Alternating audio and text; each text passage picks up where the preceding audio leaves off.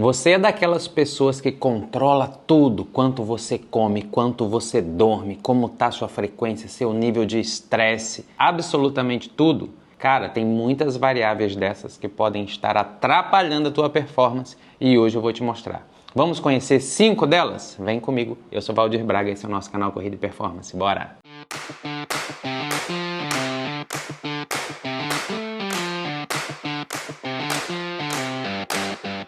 Bora lá, pessoal! Falar uma coisa importante hoje. Controlar os parâmetros na corrida definitivamente é importante. Claro que é importante. A gente tem que utilizar tudo que a gente tem de possibilidades de dados no dia de hoje.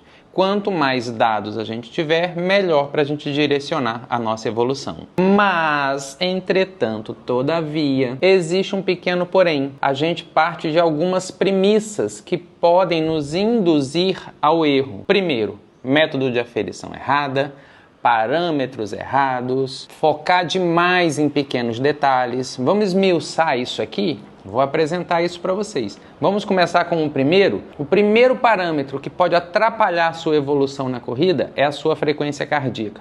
Caramba, como assim, professor? Não, agora o senhor foi longe demais. Quer dizer que a minha frequência cardíaca atrapalha a minha evolução na corrida. Não, a sua frequência cardíaca não. A maneira com que você olha para a sua frequência cardíaca, sim. Hoje se divulga muito treinar em Z2, treinar em Z2. Todo mundo que começa a treinar, eu fiz um treininho em Z2. Às vezes a frequência da pessoa está lá. Outro dia eu vi uma mulher postou aqui em João Pessoa, fez um treino na orla. Ela fez 8 quilômetros, botou treininho em Z2 com as amigas. A frequência estava 190. Não. Primeiro que se você está começando, é muito difícil correr e ficar no Z2. Você não tem condicionamento, você não tem base aeróbia. Então você vai começar a treinar, a sua frequência vai vai lá para cima. Então primeiro a gente entende o que é o Z2. Depois a gente tem que entender os fatores que permeiam esse treino por frequência cardíaca. Eu definitivamente não gosto, não adoto, não sugerimos aqui para nenhum dos nossos atletas do Corrida e Performance treinar por frequência cardíaca. Uma das limitações importantes desse tipo de treino é o seu método de aferição. Está aferindo pelo leitor óptico do relógio, cara, você já está partindo de uma aferição que não é nada precisa. Colocou a fitinha no braço? Beleza, já aumentou muito aí a possibilidade de precisão. Passou para a fita no peito, aumentou um pouquinho mais. Mas se ficar só aqui no braço, a sua frequência cardíaca está longe da normal. Então, para que olhar para ela? Pô, minha frequência tá alta. Meu Deus, eu saí do Z2, eu já tô em Z4. Será que tá? Será que aquela é realmente a sua frequência? E se for realmente a sua frequência, será que não é um momento da sua evolução? Então, treinar pela frequência cardíaca pode atrapalhar a sua evolução. Dê tempo ao tempo, entenda o processo, construa a primeira base aeróbica, se conheça, depois você treina pela frequência cardíaca. Eu particularmente gosto de usar a frequência cardíaca como um parâmetro acessório. Eu me conheço, sei qual é o meu Z2, sei a minha frequência cardíaca no limiar, sei a minha frequência cardíaca no VO2 máximo, quando eu estou bem condicionado. Então eu estou numa prova, de repente perdi o sinal do GPS. Pela frequência cardíaca eu consigo me guiar. Fiz isso em Chicago, por exemplo, em 2019. Meu GPS bugou, estava com o Garmin se perdeu. Tivesse com o Chorus não tinha acontecido isso. Corri com o Chorus o ano passado. O GPS funcionou em Chicago perfeitamente. Então estava correndo, não confiava mais, porque uma hora eu estava num pace 3, outra hora eu estava num pace 7. Falei, caramba, e agora? Vou pela frequência. Mas aí sim, peguei um acessório, que é a frequência cardíaca, não é o meu parâmetro principal, eu falei, hoje eu vou por ela. Perceberam? Mas se eu não estivesse aferindo com a fita como eu estava, a frequência também ia estar zoada. Então eu ia ficar totalmente cego e ia ter que ir pela percepção do esforço. Então frequência cardíaca definitivamente, se você não tem um bom sistema de aferição, se você não tem uma base aeróbia bem desenvolvida, se você não se conhece, evite treinar por zona de frequência cardíaca, porque isso vai mais te atrapalhar do que ajudar na sua evolução. O segundo parâmetro que também atrapalha na sua evolução é a neurose nutricional. O que é isso, professor? Neurose nutricional? Isso. Você ficar muito bugado, muito preocupado, muito bitolado. Caramba, esse sachê de gel aqui tem 55 miligramas de sódio, tem 40 miligramas de potássio, mas esse aqui vai me dar 20 miligramas de nitrato. Então, peraí, eu tenho que tomar esse primeiro, mas esse aqui tem a cafeína e aqui tem 75 miligramas de cafeína, mas esse tem 80. Para com isso. Toma a do gel, não é para tomar o gel de tempos em tempos? O gel é para te dar o quê? Carboidrato, para te dar energia. Para de ficar bitolado nessas minúcias. Outra coisa, ai meu Deus, e agora eu troquei o tipo do gel. Cara, se você experimentou, se você treinou nos seus longões, o gel funcionou para você, gel tem que te entregar energia. Gel tem que te entregar energia. Gel tem que te entregar energia. Para de ficar bitolado com isso. Tá com problema de micronutrientes, tá com problema de sódio, tá com problema de potássio, tá com problema de cálcio. Toma uma cápsula de sal, pô, e resolve o problema. Mas para de ficar procurando cabelo em ovo. Isso atrapalha demais a sua evolução. Meu Deus, caiu o gel do meu bolso, agora vou ter que usar o gel da prova. Pelo amor de Deus, né? Isso não vale a pena, isso atrapalha demais a sua evolução. Agora eu tenho que tomar no meu pós-treino a mistura tal com tal, porque se eu não tomar... Calma, ninguém morre disso não. Tem muita gente que treina aí com pão, ovo, carne moída e se dá muito bem. Então o básico sempre vai funcionar. Se bitolar nutricionalmente, isso, cara, entra na tua cabeça e você começa a gastar energia com o que não te ajuda a evoluir na corrida. Tem tantas outras coisas para você melhorar.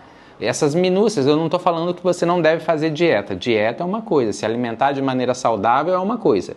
Ficar bitolado, pesando e contando micronutriente, macronutriente é outra totalmente diferente. O bom de correr é poder correr, poder comer e poder queimar tudo que você está comendo. Então, para com isso, pega leve, porque isso está te atrapalhando. Bora para mais um parâmetro que está atrapalhando a tua evolução e esse vai te pegar. É aquele tempinho de recuperação que alguns relógios te informam. Cara, às vezes você tá bem, só que o teu relógio fala, você tá cansado, você tá morto. A sua energia de 0 a 100 hoje é 10. Eu vi isso muito acontecer lá em casa. Maia estava treinando para maratona e a frequência dela é muito alta. A gente está tentando investigar por que a frequência dela é tão alta. Ela pode treinar, pode correr 60, 70 km por semana, que a frequência dela não baixa. E aí o algoritmo do relógio, ele pega aqueles dados de frequência e ele integra tudo. Então ela fazia um treino leve, terminava inteiraça, bem, mas porque a frequência cardíaca dela basal já é muito alta e treinando fica mais alta ainda, mesmo a percepção de esforço sendo bem tranquilo, bem leve,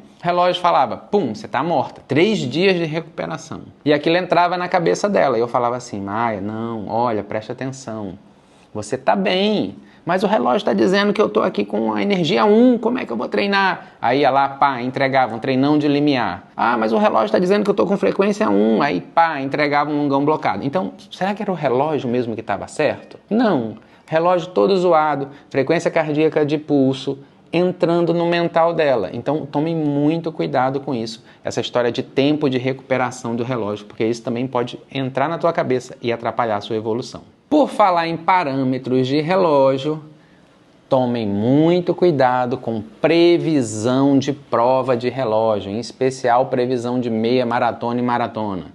A previsão da Coros ela é bem realista, porque o sistema de aquisição de frequência é interessante e eu uso a fitinha da Coros no braço. Então, se você está aferindo a frequência cardíaca bem direitinho e você sabe montar um ciclo onde tudo está encaixado, volume, intensidade, o relógio vai se aproximar muito do seu tempo de prova. O relógio estava indicando 2 horas 44 e um pouquinho lá em Berlim e eu fiz 2 horas e 45 cravada. Então o relógio chegou perto. Mas na grande maioria dos casos e na grande maioria dos relógios, aquele parâmetro ali está superestimado. Está superestimado.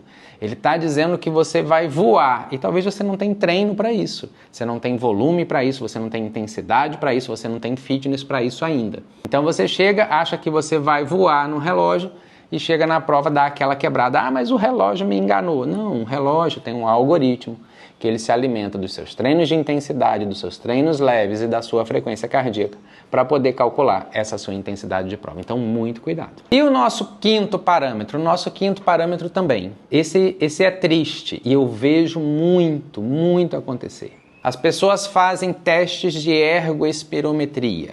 E eu sempre falo aqui para vocês, cara, vai fazer um teste de ergoespirometria, a gente precisa de 2 fatores para que o teste funcione. Primeiro, quem vai fazer o teste tem que ser safo. O cara tem que manjar muito de corredores, de endurance, para poder explorar o teu máximo durante o teste. Segundo, naquele dia você tem que estar disposto a entregar seus 110% no teste. Porque se você não for no seu máximo no teste, o teste vai pegar os números que vão aparecer lá, os dados, né, de consumo de oxigênio, eliminação de CO2, frequência máxima, blá blá blá, e vai derivar, inclusive, as suas zonas de treino. Em alguns, eles derivam a zona de treino. Só que agora avalie comigo. Eu canso de ouvir isso. Cara, professor, cheguei lá e eu pedi para parar um pouquinho antes. Eu sei que eu podia mais. Pronto, já cagou o teste. Porque aí, por exemplo, a sua frequência cardíaca máxima ia chegar a 200, mas você parou em 185. Aí o programa, pum, a máxima é 185. Ele já vai estratificar tudo ali para baixo e já vai estar tudo errado. Já vai estar tudo bagunçado, tudo cagado. Então aquelas zonas de treino que você sai com a fichinha, com um papelzinho, né? Você sai com o papelzinho ali na mão, o laudo, tá aqui as minhas zonas de treino e tal, tá tudo furado. Aí você vai treinar por aquilo ali? Não. Ah, mas a minha frequência cardíaca máxima no teste deu 180. Mas eu fiz uma prova, eu dei um sprint final, chegou a 198. Pô, aquela frequência cardíaca do teste não é a tua máxima.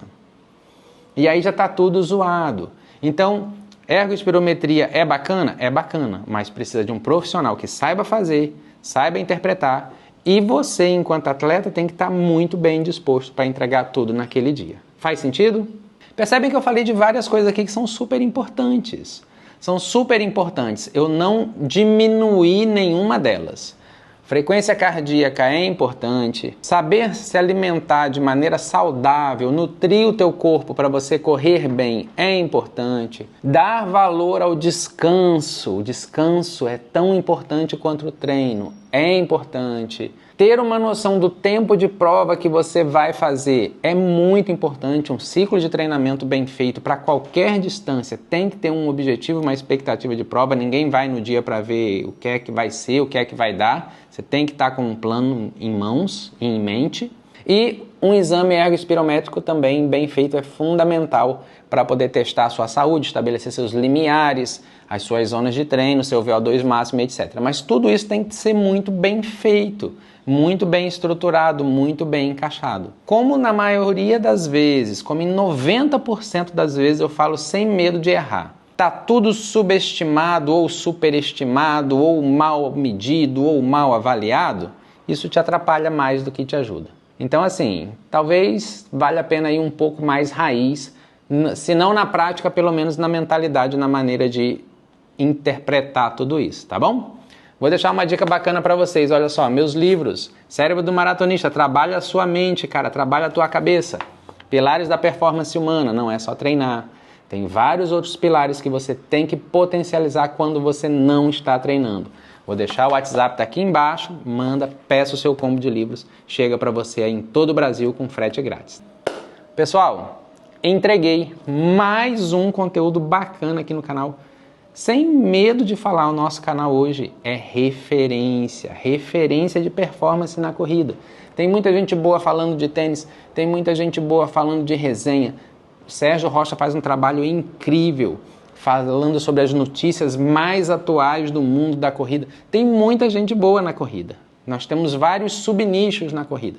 Agora, falando de performance e te ensinando a correr bem direitinho, é só o Dr. Valdir aqui. Fala a verdade, deixa pra mim nos comentários, tá bom? Espero que tenham gostado. Deixa o like, se inscreve, compartilha esse vídeo, manda pra todo mundo. Bora ensinar esse Brasilzão a correr melhor. Obrigado pela atenção de vocês, pelo carinho, pela companhia. Aguardo vocês aqui no nosso canal Corrida e Performance. Bora!